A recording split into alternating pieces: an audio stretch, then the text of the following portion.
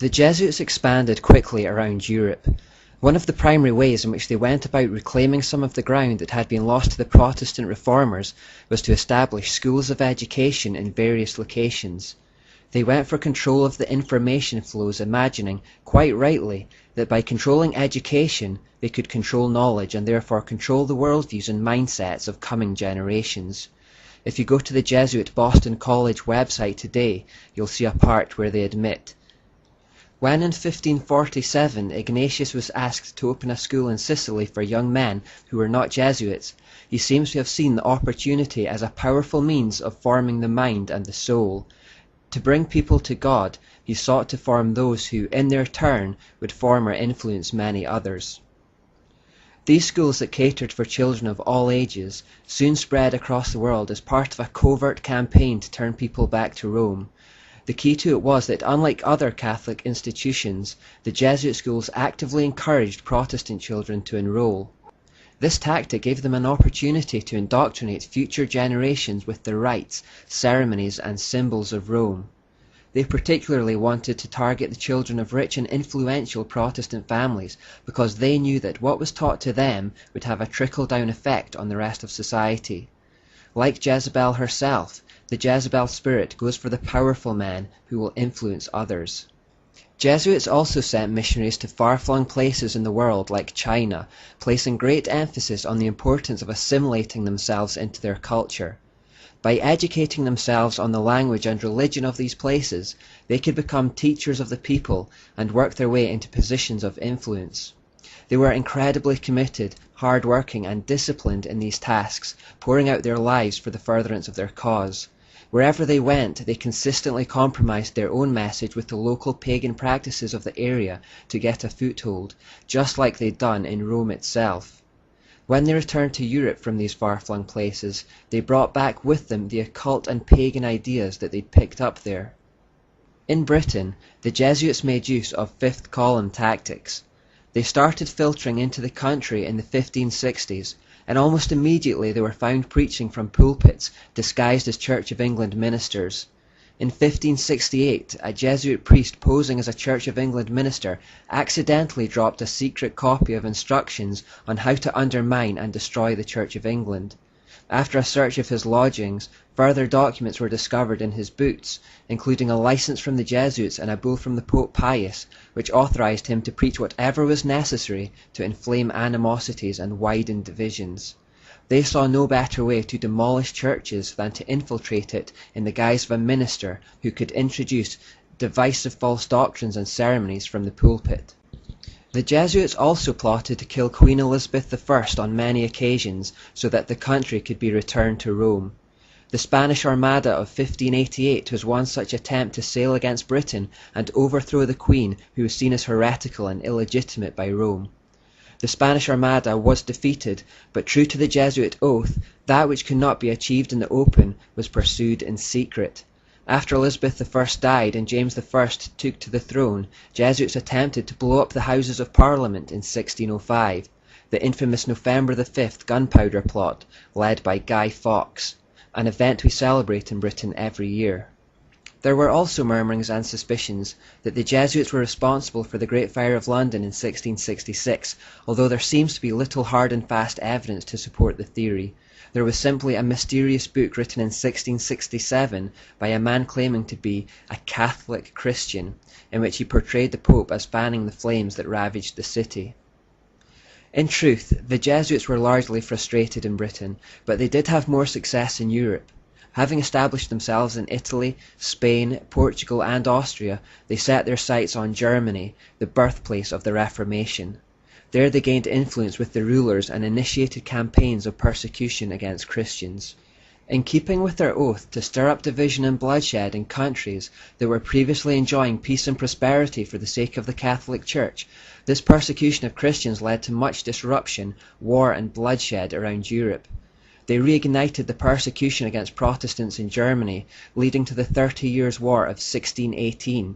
Although Protestant Sweden stepped in to stop Germany from being returned to Catholic darkness, it left the country in ruins for a long time afterwards.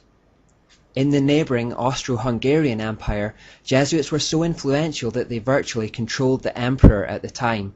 Having this power, they came pretty close to purging the region of true Christianity. In Poland, which was a major European power in the mid-16th century due to their embracing of the Reformation, Jesuits also became enormously influential. This influence led to a decline in national well-being and disastrous policies towards neighbours that eventually led to their annihilation.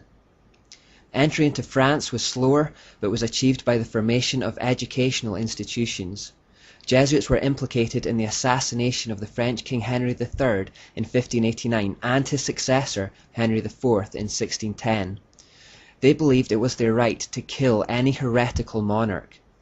They took the initials INRI, which biblically represented the Roman inscription above Jesus' head on the cross, meaning Jesus of Nazareth, King of the Jews, and gave it a double hidden meaning which meant it is just to annihilate impious rulers.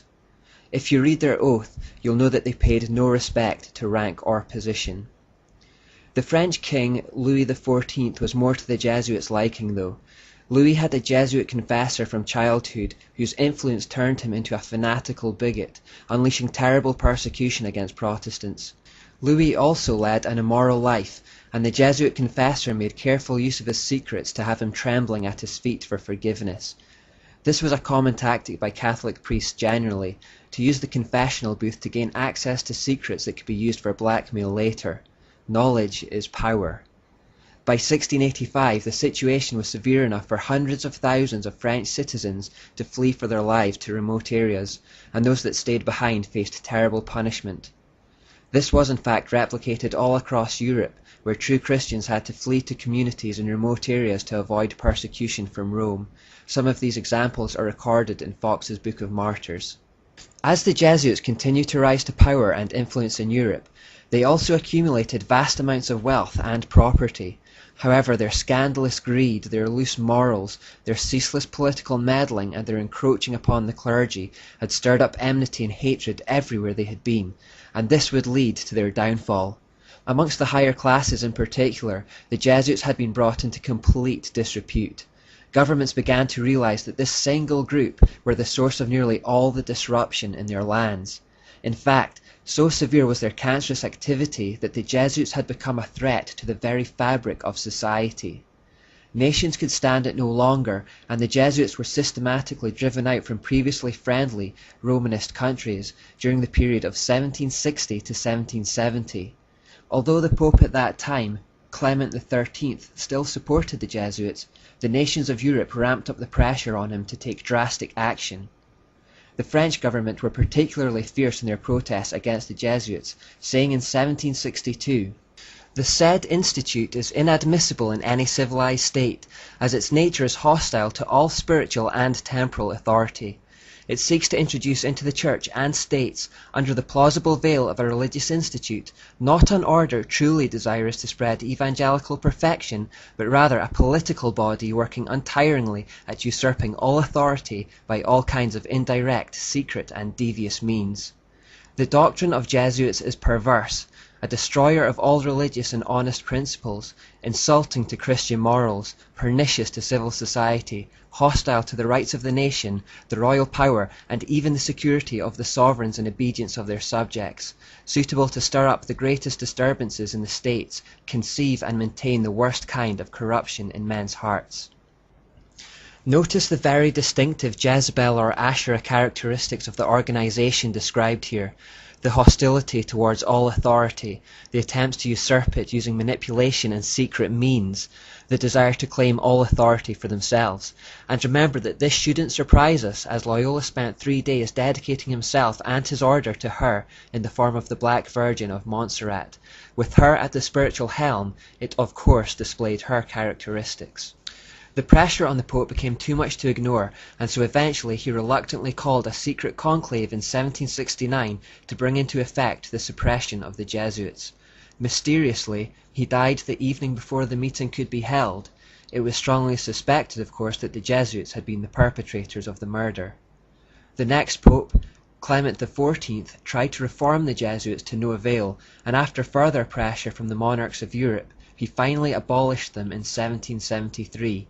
A year later, he was dead by poisoning, with the Jesuits again at the top of the suspected list.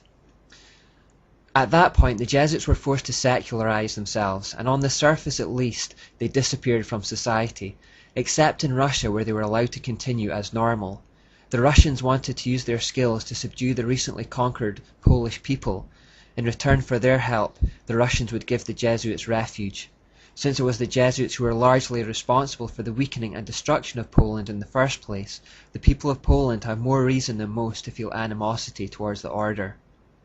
With the Jesuit order more or less finished as an effective religious weapon, though, Satan needed to change tack in his continued war against Jews and Christians. This change occurred in the Age of the Enlightenment.